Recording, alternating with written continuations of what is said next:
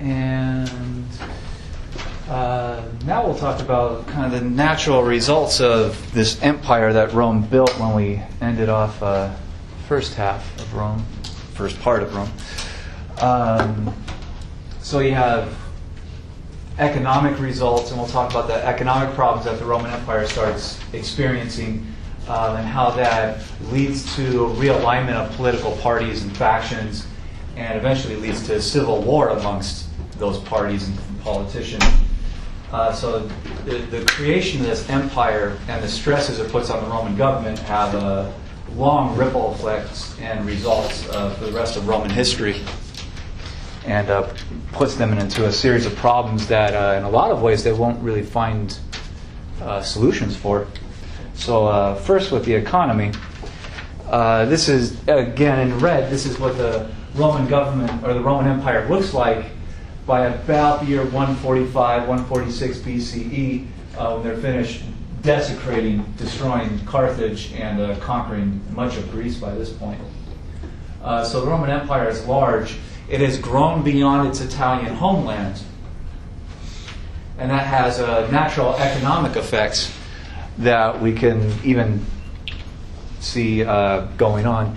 A political effect, though, is that this Roman government that was originally built to govern a city now has to govern this gigantic empire over many different cultures and languages and groups, ethnicities, figure out how to not just keep control over them, but to keep them from fighting back, to stop them from wanting to start revolutions. And their idea is to try to take this city council type democratic government that they had for the city of Rome itself and try to transition that structure to govern this gigantic empire. So they alter it a little bit, but the fundamentals of the Roman government are still in place. The Roman lawmakers have a one-year term of office, and they cannot run for immediate re-election. So the theory becomes, if you run for office in 2016 and you're elected, and you serve as a lawmaker, you're a senator for a year in 2017, you are an expert in the laws that the government has been passing while you're in office. You were there, you helped do this, or you argued against it. Either way, you know about these laws. So the idea becomes to, since you can't run for re-election, you're going to be out of office for a year, why not send you out to the provinces, these places that Rome has conquered, like in Iberia or North Africa or Greece or wherever else, and put you into like an administrative position, kind of like a governor of one of these areas, to enforce Roman laws on those areas. You're out of office for a year anyway, and you're an expert in the laws, so this seems like a good solution. Does it make sense? It seems logical on that level. Because you're going to have someone out there running the place. Number two, it gets powerful politicians the hell out of the city for a year. Does that make sense? Because the Romans are, by this point, kind of inherently afraid that some politician or other is going to get so popular that he's going to overthrow the whole system and set up a new dictatorship, make himself a new king. Does that make sense? So, these politicians that have just been elected and they serve for office, get them out of the city for a while so that they cannot build that long-term popularity. Does that make sense? And they can't, if you send them out to the provinces, they're going to be far away from each other. They can't really communicate with each other anymore, not at least easily. So they can't build political alliances that might create like a political party that could overthrow the government and take over. Does that make sense? So it accomplishes two kind of theoretical things. Number one, you send the experts out to actually enforce laws. And number two, you get maybe threatening politicians the hell out of the place for a while. You make it difficult for them to come together and form conspiracies. Does that make sense? Okay. So the system they put in place is to, send them out to the provinces for that year, at least. And this seems to kind of serve the needs of this new empire, while still running according to their kind of foundational laws. Does it make sense? Yeah. Well, didn't they have like trumps? Wouldn't the army be there for that? Trumps. What do you mean? Trumps, Like something to overcome it? that? No, like when they like won a lot, they would have like a huge procession or something like a ceremony. Yeah, but that's only for a little while. That's only for, especially in the city of Rome, it's only for a day. So generals are celebrated, but just like today, after a general wins a big war, they usually retire. So generals at this point in Roman history are not really politicians themselves. They don't run for office. They serve in the army, they do their job, they win a campaign or they win a battle or something, and they're honored and they go into retirement. So they don't seem to be a threat yet. They will be in the future. By the end of tonight, they'll be a definite threat, but not so much at this point. Does that make sense? All right. The kind of reimagined system, though, to run this empire, creates the next level of problem. And that is, when you send these lawmakers out to the provinces, a lot of these lawmakers, they're just taking a year off from their political career. They want to get back in office. They want to run for re-election at some point. They're just kind of barred from doing that, according to Roman law. So they have a year off, and they're sent out to this place that is like the wild, wild west, basically, where Roman families are going into and buying up cheap land and selling it for profit. They're buying up slaves. I mean, they're stealing property from the people they've conquered. I mean, it's like an investment bonanza for rich families. And now you put politicians involved in running this system that is just the biggest money maker in all of Roman economics. Does it make sense? And these politicians are sent out to be governor over a certain area, and there's money to be made everywhere, easy money to be made. And these governors take advantage of that.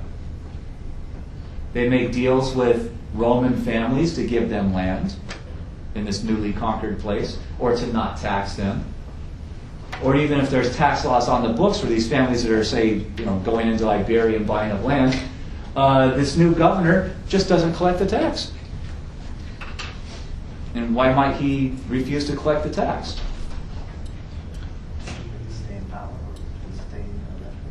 Well, he wants to stay friends with that family, because that family will help bankroll his future campaign for office. Does that make sense? So you could call that bribery. It's taking money and doing favors.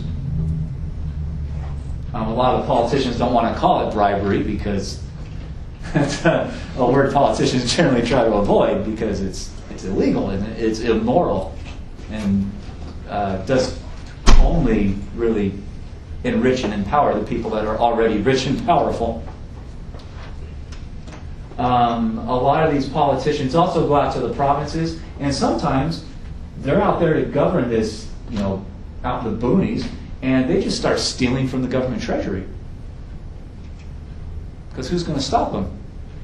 The Roman government is back in the city of Rome. And if you're the governor of this far-flung place, 1,000 miles away, who's going to tell on you? And you have control of the army in that little locality. So you might punish people for writing letters that rat you out. Does that make sense? So the natural result is that these politicians that are looking to somehow get a bunch of money together to run for office and get reelected at some point in the future, they're stealing, they're taking bribes, they're doing favors. They even start kind of intermarrying with rich families. They're doing anything they can to get access to money to further their political career in the future. Does that make sense? So they are just inherently corrupt. And they do all kinds of crazy things with money, with government money and with business investment money, and there's just no one watching. Does that make sense? So they spend very often just 1 year in the province, and they return to Rome at the end of that year, and they've got a ton of money, and they run for re-election to the Senate. So they run for re-election in 2016, they get elected, they serve in office in 2017, they can't run for re-election, so in 2018 they're sent out to the province to kind of run the newly conquered place, and they just get hold of money. They come back at the end of 2018 for the elections, and they run their campaign. They get elected again. They serve in office in the Senate in 2019, and it becomes what we today call the revolving door of politics. Yeah, career politicians. Basically. Yeah, they serve in one area for that term limit, then they go to another area and rebuild their wealth to get back to the first area, serve another term, go back to the provinces, and it's just a cycle. Does that make sense? Is that how, what's his name? Crassus or whatever made all his money? I don't know about the history of Crassus's family. I don't know Roman history on that depth of individual families. I'm just not an ancient scholar. So I don't have the information to answer that question. That's much better asked of one of our ancient historians. We have two of them here at Chaffey right now. And they'll probably hire more at some point. But I don't know the details of it well enough to even answer that. But this is one of the ways that the very richest families just consolidate their wealth. And to them, this is a business investment, right? Does that make sense? So politics and economics are intertwined to a point that they just don't seem like they can be separated anymore. Or if you're going to try it, it's going to have to be like a big dramatic proposal. And there's accusations that this stuff still goes on today, even in the United States, where you have a vote, you have democracy. Who tends to win elections? The rich. Yeah. The people who either have money or they ask for money from other rich people. And that's what's corrupted your politics and your politicians today. And to run for president of the United States, you have to have $1 billion. $1 billion, that's a lot of money. $1,000 million. To me, $1 million is a lot of money. Maybe that's just me. But if $1 million times 1,000, that's... What do you do with that kind of money other than run for president, I guess? And if you don't have it, how do you get it? Beg rich people for money and make promises to them. If you give me money and I run a campaign and I win an election, maybe I'll lower your tax rate, or I'll let you get away with some pollution, or I'll start a war, we'll conquer some place somewhere that you want for your business. And we still today call it the revolving door, where politicians go in, they serve a term in Congress or in the White House, and then they go back to their banks or their investment companies or whatever businesses they run, and they work there for a few years, and they try to run for re-election, and they just run this cycle. And if you haven't noticed, it's like the same families that are running for these offices, right? Over generations, and by now over decades. These political families have been around in the United States for many decades. And you know, they're very smart. They know what they're doing. They know how to consolidate power.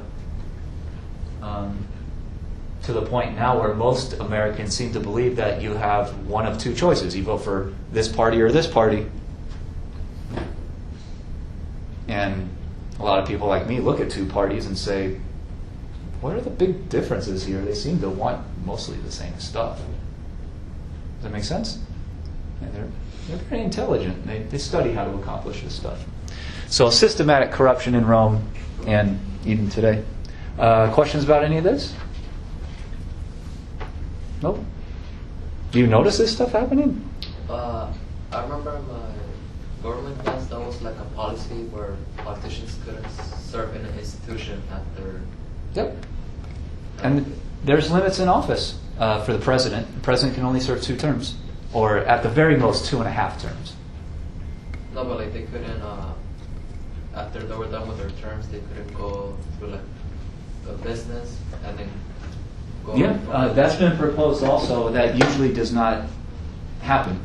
Usually the people in Congress who vote on these laws, they vote against that stuff because they want to go back to banks and lobbying firms and whatnot, because that's how they make money. It'll make it through the House, but it'll never pass the Senate, ever.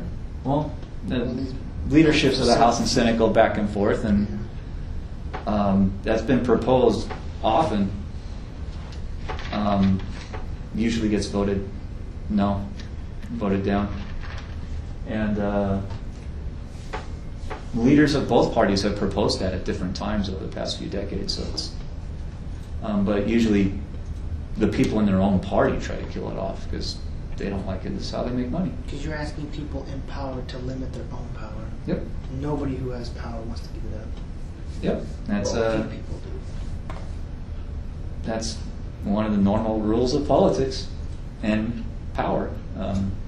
Those in power, they understand how they got there, and they want to make sure that that opportunity is always open for them. Does that make sense? The people who win the race are the least likely to vote to change the rules of the race. Does that make sense? Yeah. And there's many things you can cite as examples of that today and back then. The Romans have now conquered this gigantic empire, and it will keep growing as we continue talking about Rome for the next few weeks. It started off in Italy, and now has grown to the kind of surrounding islands, and now in Iberia, North Africa, and Greece. This has a real economic impact for the original Romans, for the original, or at least calling themselves maybe Italians by this point, the people in the Roman kind of homelands in the peninsula.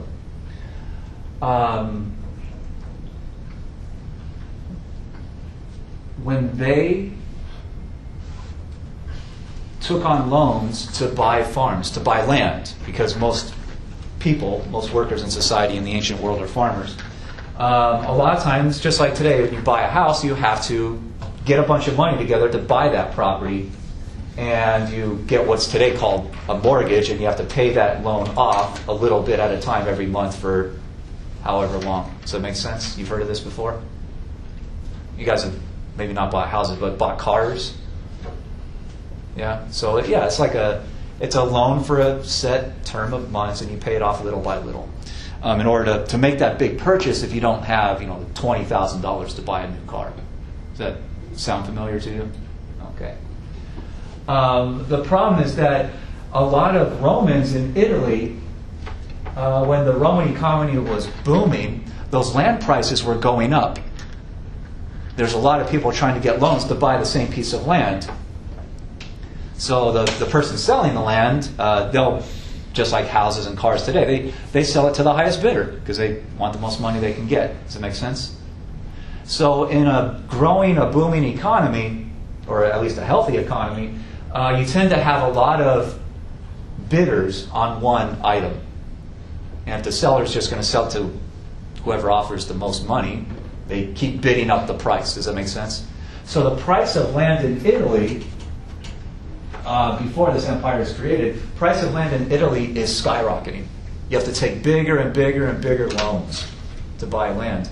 And the smaller time farmers who get these loans, they can actually buy the land because even at these really high prices, they can still farm the land enough to feed their family, and they eat the food off the farm, and they sell the rest at market in the farms and wherever else to make the cash, the money, to pay off their loans every month, to make their payments. Does that make sense?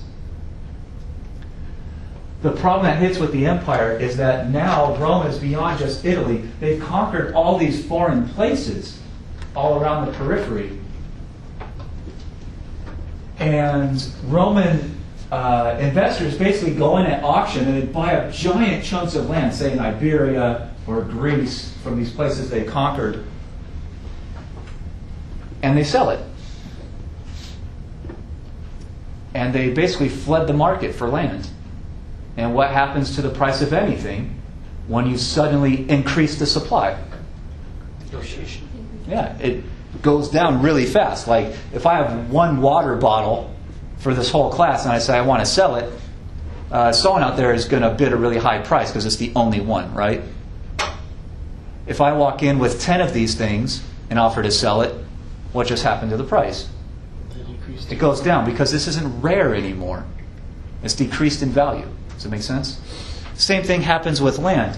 When there's just a whole ton of land suddenly for sale, the price drops. Investors go in and they buy land really cheap, so their mortgage payments are real low, right? Does that make sense? So they can sell their food grown out here in the provinces somewhere for much cheaper than the Italian farmers can sell theirs. Does that make sense? Yeah. If you buy land at a lower price, or say if you're in Italy and you buy land at a really high price and your mortgage payment is like, I don't know, $2,000 a month, you have to sell that much food every month to make your payment and keep your land. Does that make sense? If you fall behind in the payments, you get foreclosed on. You lose your land. Or you get your car dispossessed or repossessed, repoed. So you've got to make that $2,000 a month. So food grown in Italy is expensive because the farmers have to make that money. Does that make sense? But out here in the cheaper land that's been conquered and basically stolen and then just suddenly put up for sale, people who buy land way out in the provinces, their mortgage payment might be $100. So what do they do with their prices for the food they grow? They sell it for less, for cheaper. They Walmart each other, basically. Because when you have a lot of companies selling the exact same product, if you go to buy a water bottle off the shelf at a store, and you see like 20 different companies all selling water bottles and they're all the same, which one do you buy? Whichever one's cheapest, because you, the buyer, wants to save money. Just like when I go to the grocery store, I go to the really cheap one, because I don't have a lot of money. I don't go to the expensive one. I go to the one where I can get the same amount of food for a third of the money I would spend at one of the upper end stores. Does that make sense? Same thing happens in the whole Roman Empire. Suddenly, really inexpensive food, cheap food to buy, isn't just being sold in provinces, but they put it on boats and they send it back to Italy. Because they know that the food being sold in Italy right now is really expensive from the Italian farms. So these companies go in, they buy a huge amount of land at low prices in the provinces. They grow the food not for those people in the provinces, but they put it on boats and send it back to Italy because they know they have guaranteed customers because they have lower prices. Does that make sense? Are they using the same currency, or is it just trade at this time? Well, the Roman Empire is developing its kind of unified currency, but it's just starting. So sometimes you do have to use the currency of the places you've conquered because sometimes that's kind of the only stuff around to use. But the Romans will build up their currency over time. Well, what's the natural result of this economic system? Of cheaper imports? Globalization or capitalism? Well- Well, economics, or what do you mean? Well, what happens to the people in Italy, the farmers in Italy? Hungry, start losing their land. Yeah, they're going to start losing their land. When you import more than you export, then the value of all of your domestic goods goes down, and then the economy starts to a slow implode or recession. Yeah. Well, that's a whole another level of economics I want to get into. But the Italian farmers are being Walmarted. They have to sell their food at $2,000 a month, or else they're going under. They know it. They're getting foreclosed on. Suddenly, food is entering Italy for $200, a tenth of the price. And the Italian farmers lose customers. They can't get enough money to make their payments.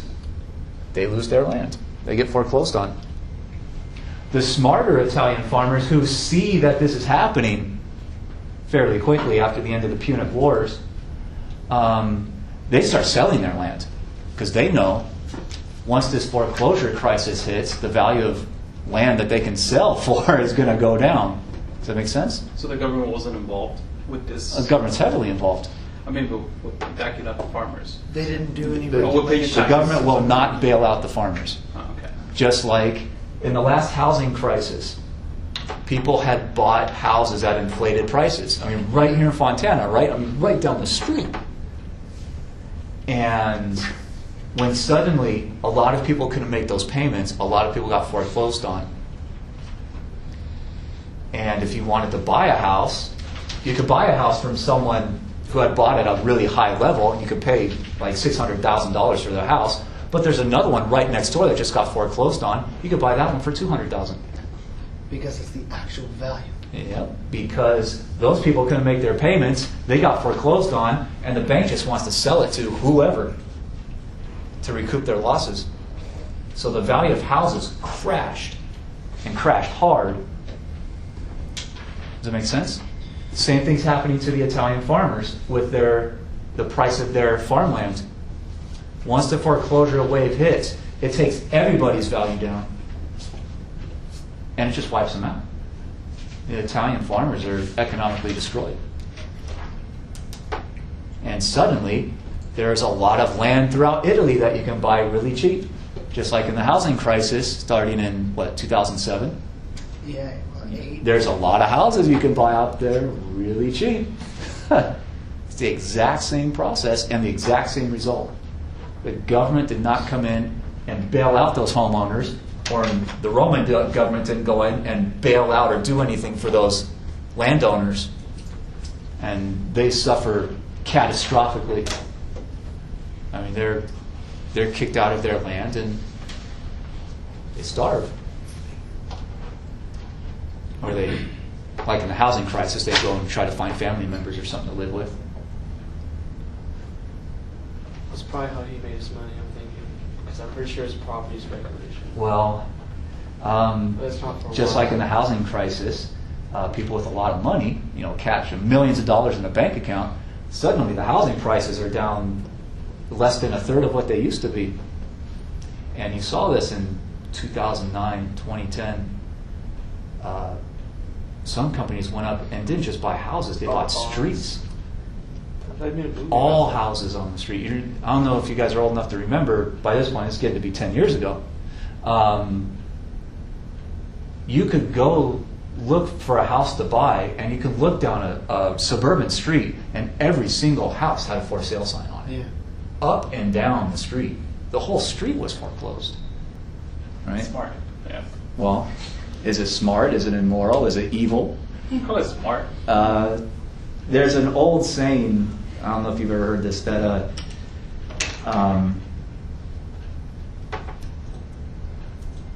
fortunes are built on crime. And the bigger the fortune means the bigger the crime. That the only way to get rich is to steal someone else's value, to figure out a way to get their money. What the money, like if we're in a really great society, we'd all have the exact same amount of income, and it'd be really fair. And if you're going to get rich in that system, you have to figure out a way to get someone else's money. So crimes lead to wealth, even if it's not an official crime where you go to jail. It's a crime against morality. It's an unethical thing to do. And that the bigger fortune you have, it just means the more crimes you've committed. Or you committed one big crime to get that money right out at the beginning. You ever hear that saying? That's economics. And people who build up that kind of extreme wealth, they're the ones who get into power through corrupt systems. Does that make sense? They're the ones who have enough money to bribe lawmakers to build systems that are favorable to themselves. Absolute power corrupts absolutely. Yeah. And way back in Rome, to get back to the main point, somehow, to wander back to the main point, I guess. Large landowners, just like big wealthy corporations today, went out and bought whole streets worth of houses during the crisis as an investment. The landowners did the same thing. Suddenly there's all this cheap land to buy in Italy because of the foreclosure crisis, and they went out and bought huge parcels of land and then they kind of sometimes, or a lot of times, dug up the crops and replanted to try to figure out a different crop to sell, because what they were planting before there isn't a market for it anymore. It's not profitable.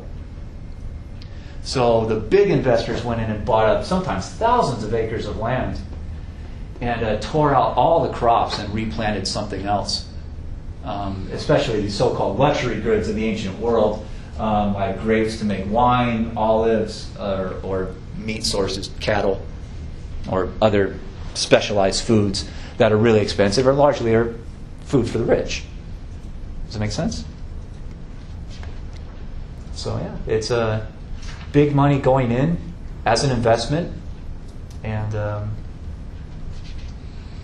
trying to transform the investment to make it more valuable. It's the exact same process we see now with houses.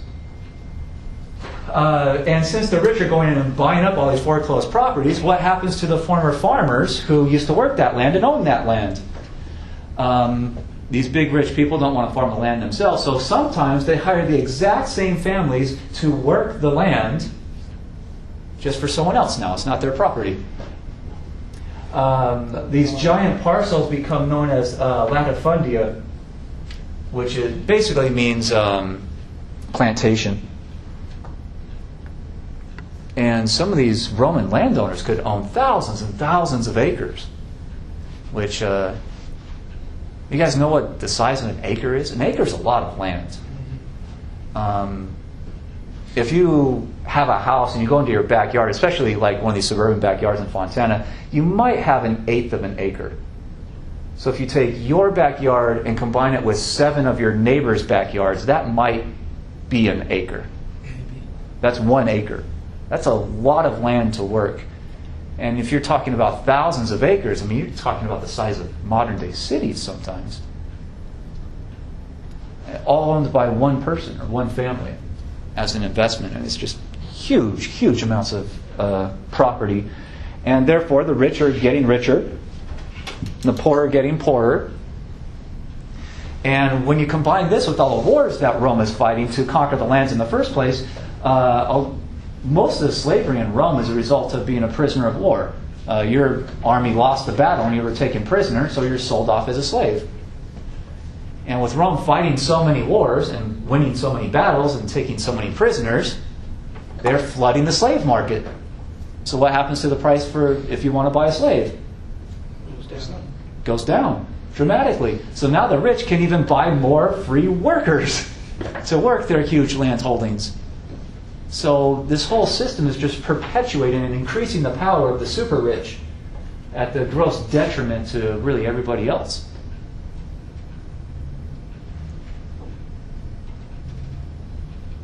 So slavery grows throughout the empire as a result of these wars, which again only helps the rich even more. You get the rise of new politicians in Rome.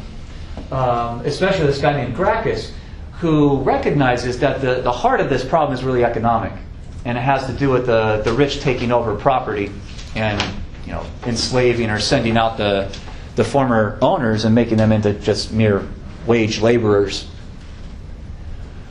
So Gracchus, he's a popular politician, especially amongst the people that are critical of this stuff, and he starts running for office and getting elected based on his idea to reform the land system. And while he is a senator, while he's in office, he proposes a law to limit the amount of land that one person could own, or one family. And his law would set the limit at 320 acres, which is still a lot of land.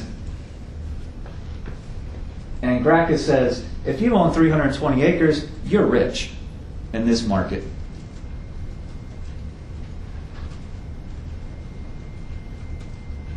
But if you own over 320 acres, then the government will take the leftover part. So if you own 1,000 acres at the start when this law gets enacted, you'll keep 320 of it and the government will take the rest. And the government will split it up into small little pieces the part that it took, and give that out for free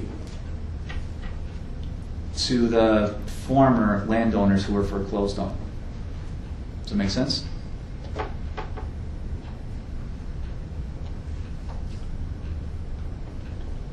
And Gracchus says this will solve the economic crisis and will stabilize the Roman economy. They just gave it to them.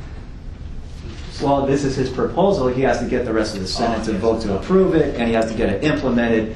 And a lot of the senators are hugely corrupt, so convincing them to change a system that's enriching them is not easy to do. They're not trying to sell eyes to this. You know, changing the rules. So he can't really just give this argument to the Senate because they're going to vote no. So what does he do? Goes to the people, starts giving big speeches and holding giant rallies because the people are on the side of this because they're mostly poor. They're going to benefit from it. Yeah, that's all I have a question. How do they manage to, control the soldiers? Because I know they import soldiers and stuff like that, but I mean. Well, he's in Rome itself. The soldiers aren't allowed into the city. He has bodyguards. But I'm not and talking about whatnot. him. This is a little out of context. I mean, as a whole, just to mobilize all the troops and stuff.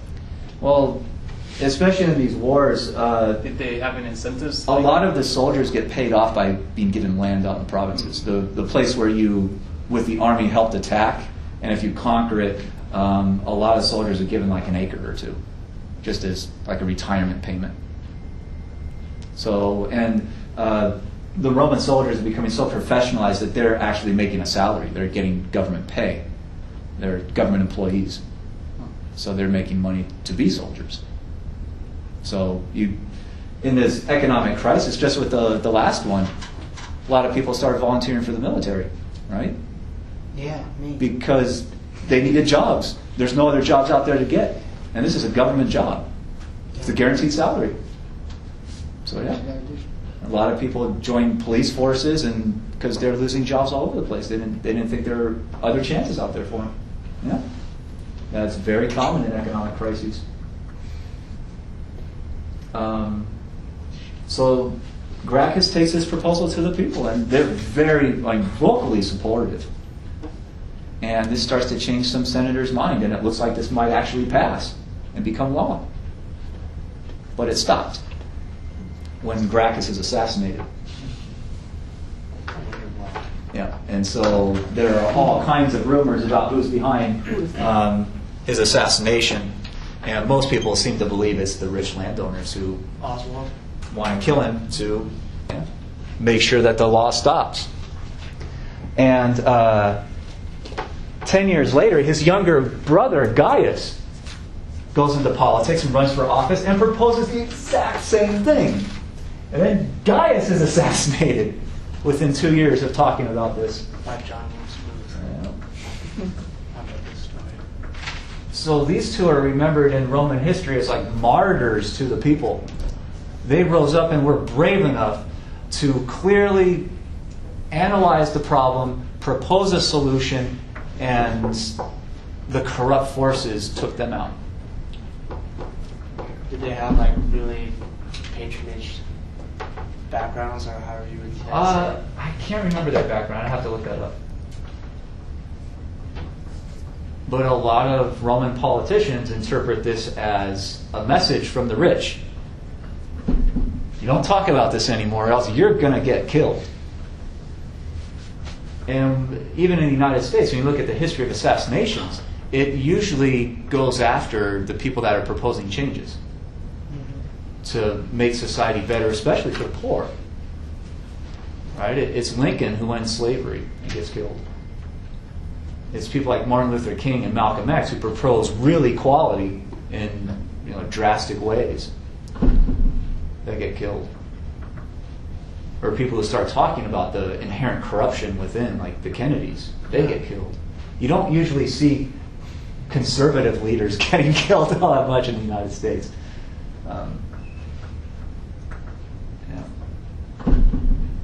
So, questions about, they're called the Gracchi brothers, and they're statues, and they're kind of immortalized in Roman legend afterward. No? Okay.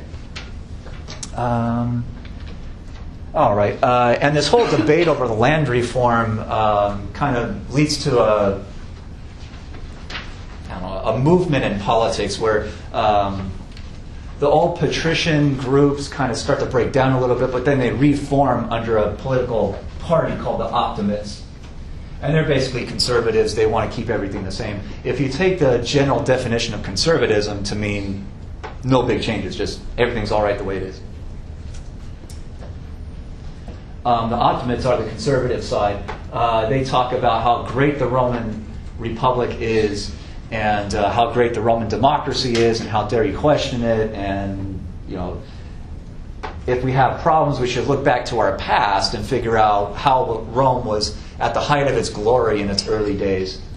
We should go back to that instead of making drastic changes for the future. And then you have the other side, which is basically the group, the people. They're called the populares, the party of the people, basically. And they are usually the ones who want big changes because they are the ones that are victimized by this system. So they want to change it. It's pretty simple. Appeal to the mob? Yeah. Is that the families you're talking about? No. The mob is like just the masses of people out there. So the Optimates say that the populares, they're like mob psychology, basically. A popular politician will stand up in front of a giant gathering and say something really emotional, and because the average workers out there, the Optimates say the average people, they're just not very smart. They're taken in very easily by these popular politicians, and so they don't know really what they're talking about. They get angry and they start uprisings. They are the mob, the giant faceless group that could rise up at any time and kick the conservatives out. Like what Plato said. So, yeah. So you might see these two terms, Optimates and populares. They're basically the usual old patricians and the plebeians. So same kind of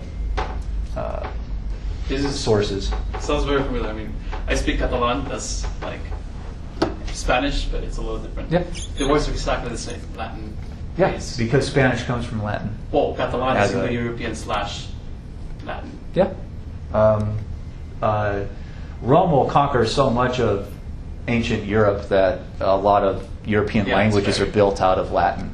So that's why if you study French and Spanish and Italian, they're very close to each other in their terms and their conjugations and their linguistic rules. Yeah. Romanian too. Yeah. So they're called the Romantic languages because they come out of Rome. They have basis in Latin. So, yeah. Okay. And this whole economic system, you can already see it impacting politics because they're assassinating people who propose big changes. Getting more into foreign policy, the early Roman foreign policy was this federation to guard their trade routes and bring the Italian cities together for self-defense. And that over time, as we talked about last time, grew into this growing and very large empire, all this stuff in red.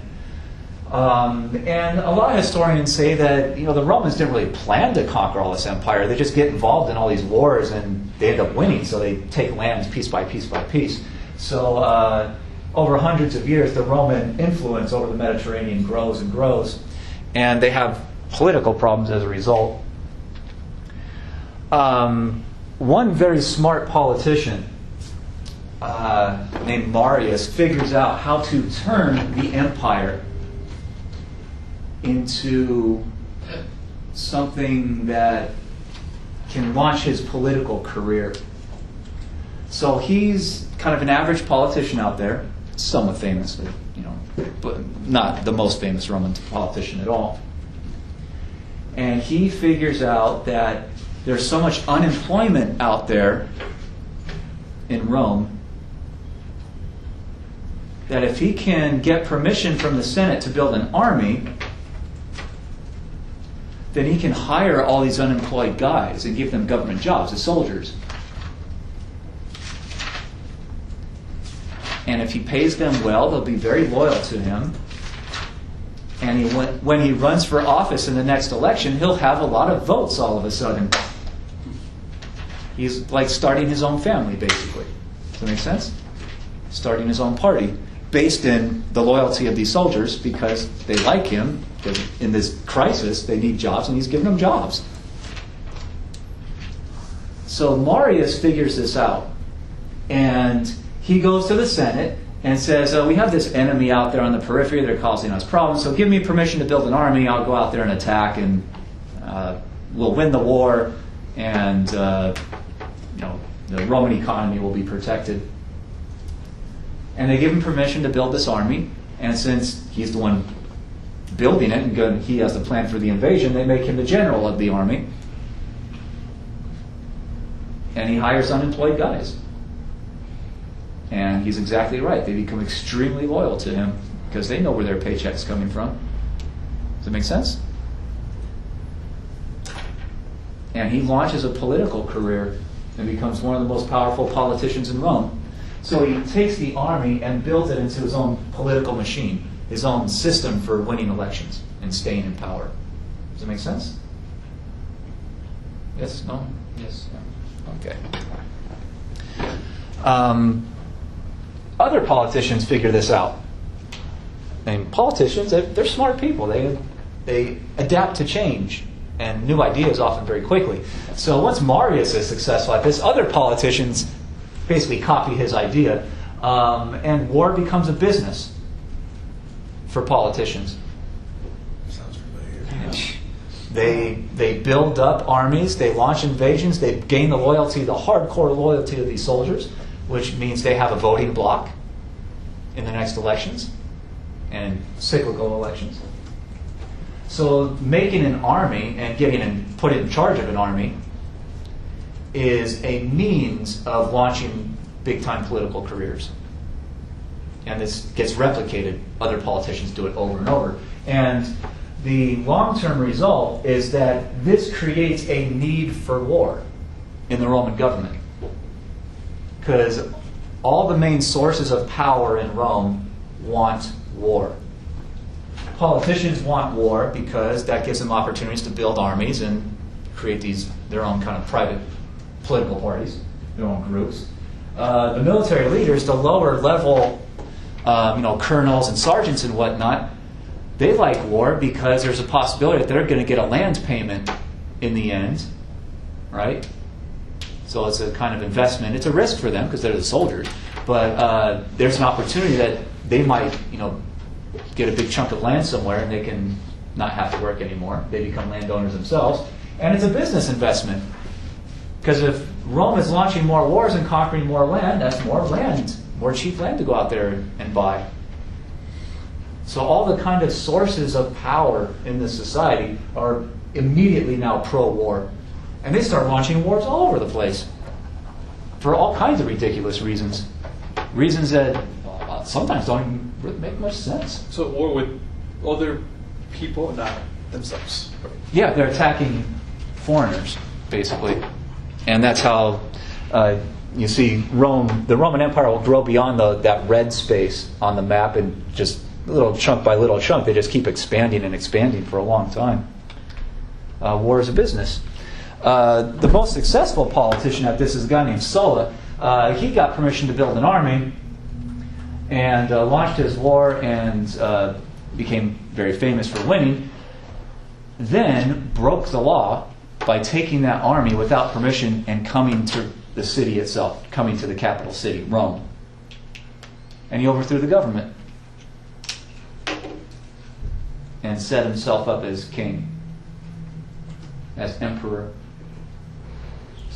So he made promises to the conservative Optimate party.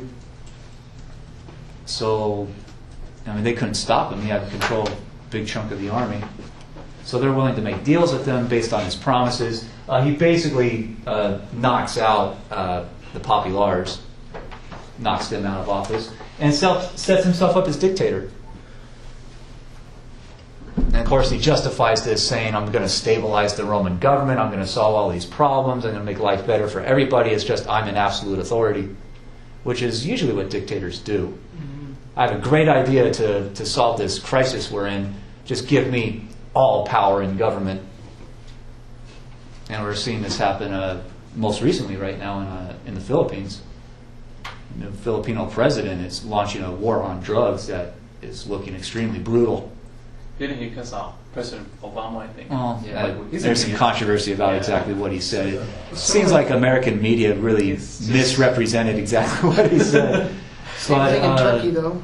Yeah, it's happening in Turkey. Staged a military coup. Yeah. The sixth time it's happened in Yeah. the past 10 Yeah, I mean, yeah. And other dictators say the same thing. We have the great idea for how the society should be run. So put us in power, and anyone who complains about what we're doing is automatically an enemy of the people, right? And they must be punished. Sounds like North Korea. Yeah. And Vietnam. Stalin Yeah. and Hitler and many other dictators, horrible dictators throughout human history, they all say that thing. I know what's causing the problem. Just give me the power to fix it. Only I can fix this Yeah. problem. And he said the same thing, and It sounds like Trump. well, it sounds like a lot of politicians. But that's one of the fears of recent elections in the United States. You have people that have these messages, and they seem very angry, and they're getting a lot of support. So we'll see what happens. But Sulla goes into office in 88 BC as dictator. He basically takes over. And he executes huge amounts of people who complain against him. Thousands of people in Rome who just complain about the amount of power he was given. He hasn't killed. So he's obviously a dictator. He chooses to retire 10 years later and kind of hands power off to someone else, and that person gets overthrown, and the republic comes back, the democracy comes back. But you can see just, this is how the artist drew his face, right? This is how the artist wanted the Romans to remember him.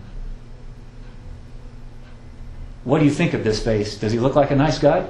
Very aggressive. Oh, he's dominant. He's full of hatred and power and will destroy anyone who goes against him.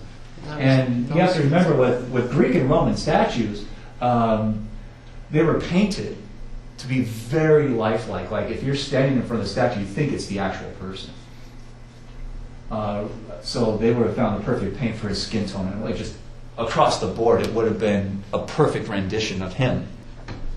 But the paint has since flecked off, so we're left with just the rock itself, the statue. But I mean, that's a scary looking guy, right? So he becomes a hated figure in Roman political history and an example for later Romans to remember. You don't want to give this much power to one person because they can do this. They can make themselves into a new Sulla. So he's remembered like the Hitler of his time, basically. Does that make sense? And the biggest accusation you can ever say against anyone in like European or American politics today is to say that they're talking like Hitler. And you're seeing that flung around all over the place, right? Not just now, but it has been for at least the last 15 years. Does that make sense? Yeah. Okay, so that's Sulla. Even after Sulla, though, I mean, the Republic comes back, but it comes back in the old form, the same form that it was corrupted. So the Senate can't really figure out how to stop these generals from, these politicians from taking power. So the best the Senate could figure is, we have these big long-term problems, and the Senate's too corrupted to come up with very good solutions. So they hand these problems off to what they call special commanders, special investigators, basically, that are sometimes generals of armies, depending on the problem. So often they'll say, it's this foreign group that's causing all of our problems. It's like a scapegoat. So let's build an army, appoint a special commander to head the army, and send them off to invade, and that'll solve the whole economic crisis. That's like saying that North Korea caused the housing crisis in the United States, which is ridiculous, but it's an easy scapegoat. Does that make sense? So these generals start coming up, and they have no term limits. They're in power as generals. And these special commanders start using their troops as political machines to launch political careers. So that's the system we're getting involved with now. And the most famous special commander is named Pompey.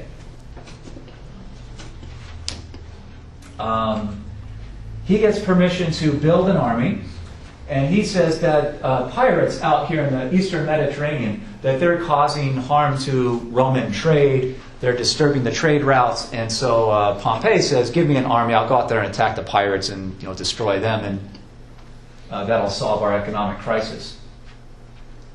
And the Senate agrees, so he's given an army.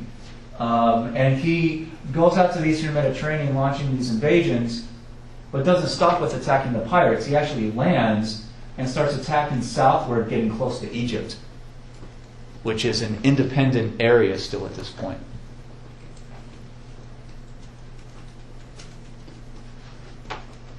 And that scares the hell out of the Roman Senate, because they figure if he invades and conquers Egypt, he will have access to so much wealth, so much gold.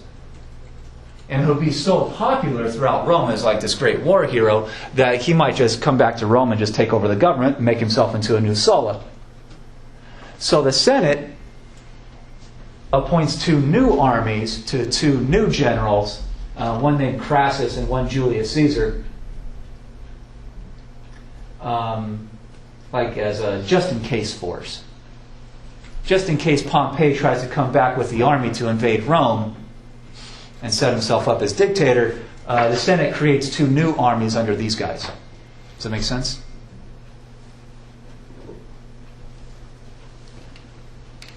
So this is where Caesar enters the picture, or the textbooks at least. He's already a general and a politician.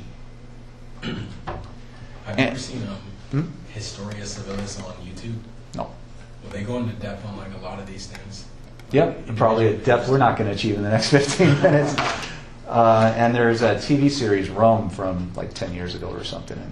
Which name did you say? It's called like Historia Civilis, but it's really good. They have like people's history. stuff, too. But if you type people's history into YouTube or whatever, you're going to get, there's a lot of famous books in U.S. history called People's History of the United States, so you might find that instead. So you might have to go with the Latin version of it. But Pompey, at this point, shocks everybody by coming back to Rome by himself. He leaves his army kind of on the doorstep of Egypt. And he comes back to testify in front of the Senate. He says, I had no plans to attack Egypt, really. It's not what I wanted to do. He said, I was just taking up land in the Eastern Mediterranean to pay off my soldiers for their bravery and their conquest. He said, I just wanted a little bit of land to especially pay off the officers so that they can have a nice retirement and they can become landowners and they don't have to work anymore and whatnot. Does that make sense? So Pompey says, nothing to worry about with me. I'm not trying to overthrow the government or anything like that. And Pompey asked for the permission to redistribute the land to his soldiers. And at this point, the Senate makes an unbelievably stupid series of mistakes. Number one, the Senate is hesitant to give Pompey the permission to give the land to his soldiers. So that angers Pompey and makes him worried, right? Because he's made promises to these soldiers. At the same exact moment, the Senate tries to disassemble the armies given to Crassus and Julius Caesar. So they anger Pompey, and then they anger their two what-if generals. So they pissed off all three at the same time, which is, politically a really stupid thing to do. And if you're going to anger one enemy, then you should make as many friends as you want to fight with you just in case. Does that make sense? So these three generals are all feeling kind of kicked around by the Senate, and they don't really trust the Senate anymore. So they come together in a meeting, and they decide to combine their three armies and overthrow the government. And just take over themselves. and basically make themselves into co-kings. They call themselves the triumvirate, which translates as the rule of three. So they're like tri-kings, basically.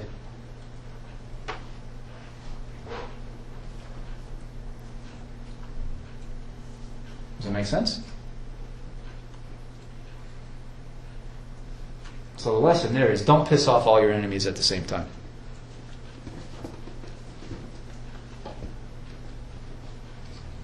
So questions about any of this? And we're skipping past all the negotiations and the backstabbing and whatnot. And there's an infinite amount of details about this that historians have Is this written already about. after they're like trying to arrest Caesar? Aren't they trying to like get him in a lot of trouble?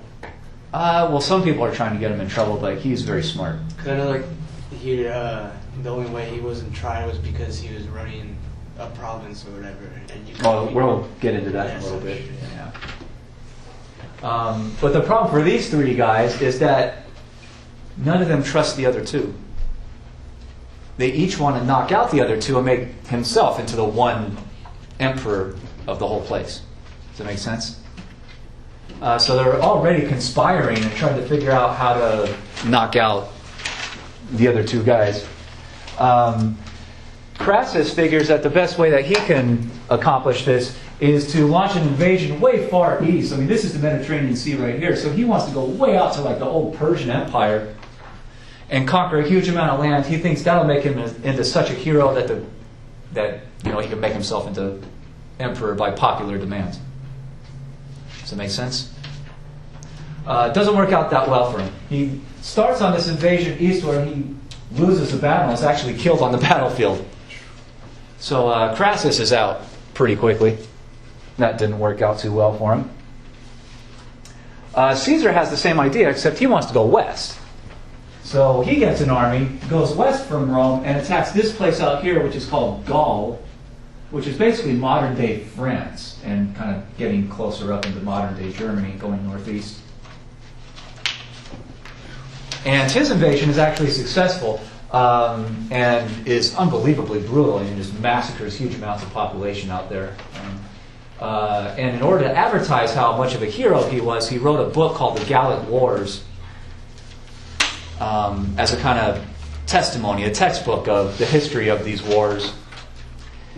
And he sets himself up as governor over Gaul, which is, just look at the map, a gigantic territory with all kinds of opportunity for looting. And the Senate, under his and Pompey's control, they allow him to be governor over Gaul for a while. And he just loots the place, enriches himself and his family and all of his political friends back in Rome. So he's using Gaul as his bank account, basically, to build up support for himself. Pretty obviously, by this point, hoping to conquer all of Rome himself.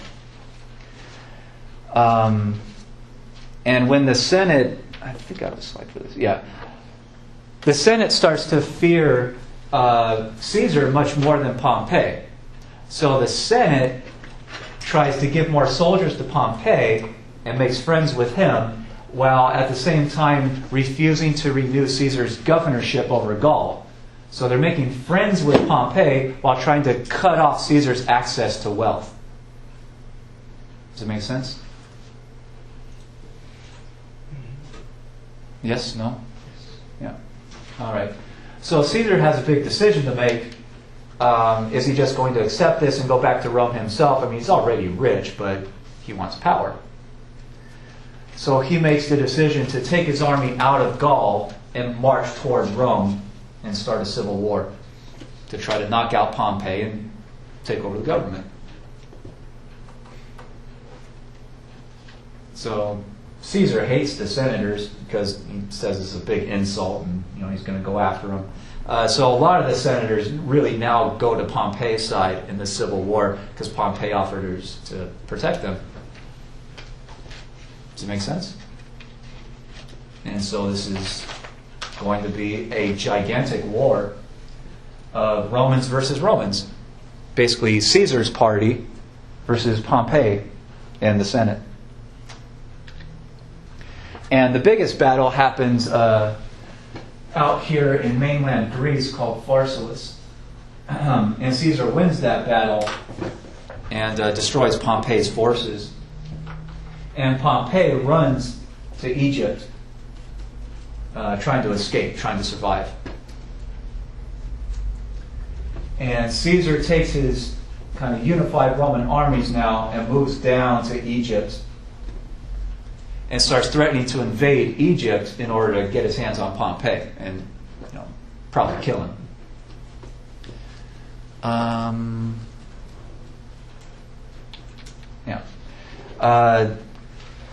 The Egyptian government's very worried at this point. They don't want to be invaded. They've been conquered before. They like having an independent government. So they start negotiating with Caesar, trying to avoid a conflict. And the Egyptians capture Pompey and cut his head off and send it to Caesar as a gift in a box, basically saying, "Here, we've killed your enemy. Please go home now. Leave us alone." And one of their main negotiators apparently is one of the queens of Egypt from the royal family named Cleopatra VII. And Caesar looks like he's ready to invade Egypt completely, just conquer the place and make it part of the Roman Empire. Cleopatra somehow convinces him to not do that. So there's many different interpretations of how she does that. One is that she's a really good negotiator, and she can convince him somehow. A lot of Romans come to believe that she seduced Caesar, and even had children with him, and that her ability to seduce him, her physical attractiveness is like weakened him mentally to the point where he just gives in to anything she wants. Does that make sense? So a lot of people in Rome who don't like Caesar use this as a way to kind of insult him and claim that he's weak and shouldn't be trusted. That if you trust Caesar, you're really trusting his Egyptian mistress. So if you put Caesar in power, it's really like putting the Egyptians in control of Rome, which is ridiculous, but that's the accusation. So Caesar goes back to Rome, and he's obviously the leader of the government. I mean, everyone knows that. Caesar's big problem, though, is what kind of government does he want to run?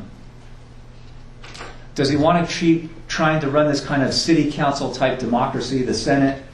Does he want to put them back in power, even though they have shown their inability to govern this empire?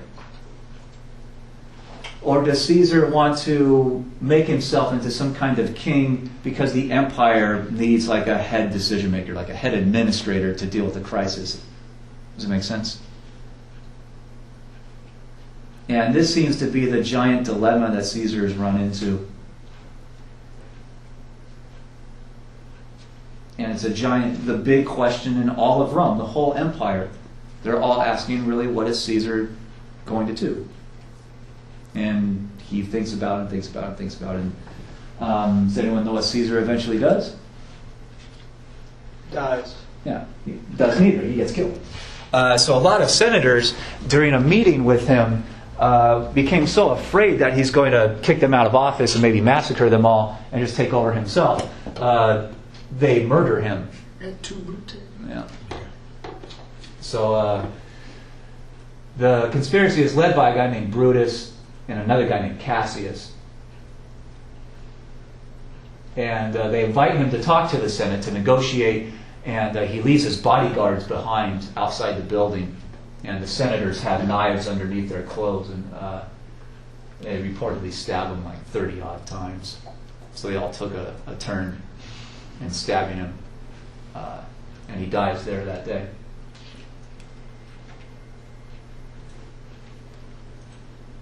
So that's the end of Caesar. Does that make sense? All right. This starts another problem. Who's going to take over the army? His most trusted lieutenant in the army, his second in command, is named Mark Antony. A lot of Romans liked Caesar. They trusted him, and so they're outraged at the senators. So a lot of the people out there are calling for the execution of all the senators involved in the conspiracy. Mark Antony sees this as an opportunity for himself, so he makes a deal with the senators saying, I will protect you and keep you in office, and the Senate will run Rome, but now they will owe him such a favor for keeping them alive that he will basically tell them what to do. That's his calculation. Does that make sense? Yeah. But a lot of the people in Rome are still pissed off. So another guy named Octavian, who was Caesar's adopted son, starts giving speeches and saying really insulting things about Mark Antony. Octavian is very young. He's only like 18 or 19 years old. So he is like the outraged voice from Caesar's family that starts calling for blood, the execution of the guilty senators. So a conflict is going to develop between Mark Antony and Octavian because they want two different things. Does that make sense? And another general gets involved named Lepidus, for good measure, another of Caesar's advisors. Eventually they come together and negotiate. They don't want another civil war. So they negotiate what becomes what they call the Second Triumvirate, the second rule of the three. And they basically agree to run Rome themselves. Yeah. So after they killed him, they just went to work every day like it was normal? Oh no, they're very much afraid for their lives. Some of them go into hiding. Some of them leave the whole empire. They go to Egypt or go some other place because they're afraid of just being killed on the streets. And others hire bodyguards, and there's all kinds of stuff going on. Yeah. So yeah. Other questions? The second triumvirate has the exact same problem as the first. Each of these three guys wants to knock out the other two and make himself into the one emperor. So let's see. Mark Antony, for some ridiculous reason, figured that launching that invasion eastward again was a good idea in the first place, even though it failed the first time. So he prepares an army to attack eastward. Now, he's not really going to get that chance. He first, though, wants to go to Egypt and negotiate with the Egyptians to make sure they don't attack him from behind as he's going east. So while he's in Egypt, apparently he meets Cleopatra and is supposedly seduced, and they seem to have children, so it seems that actually happened. But Cleopatra convinces Mark Antony now to keep Egypt out of this mess. Does that make sense? And Mark Antony kind of takes her on as a mistress.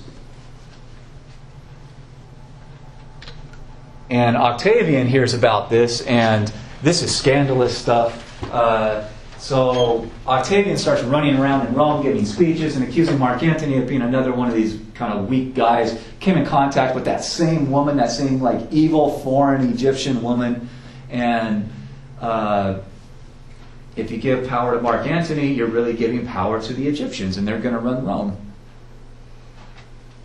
Which is, again, kind of ridiculous, but in this climate of fear and hatred, a lot of people believe it. It's a very emotional moment. So Octavian says, I have a good answer. Why don't I get an army together and attack Mark Antony's army and kill him and Cleopatra and protect Rome from Egyptian influence? Does that make sense? So he's a very smart politician, understands what the people kind of want to hear, and feeds it to them. And so Octavian gets his army together, and he attacks Mark Antony's army in western Greece. At this point, the big battle hits at a place called Actium in western Greece, and Octavian's forces win.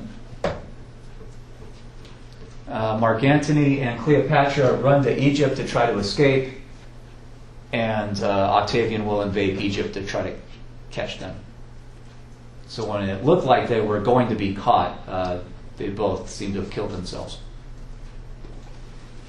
Which in these kind of wars is not really a bad choice, because if you get caught, you're probably going to be tortured to death or something. So they choose to die quickly rather than be publicly tortured for who knows how long until they die slowly.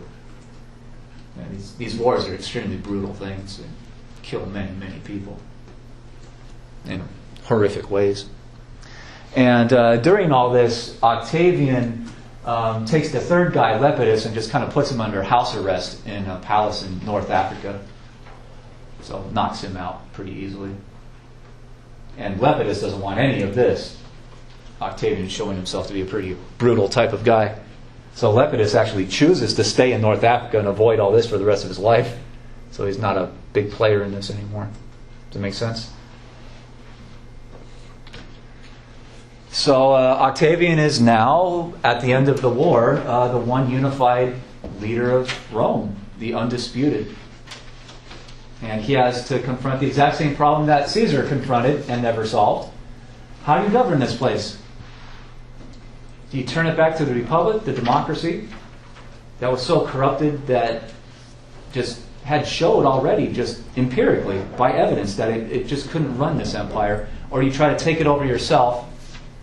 But if you take it over and make yourself into king, you will basically tell the Roman people, you don't have a democracy anymore. This is a new dictatorship.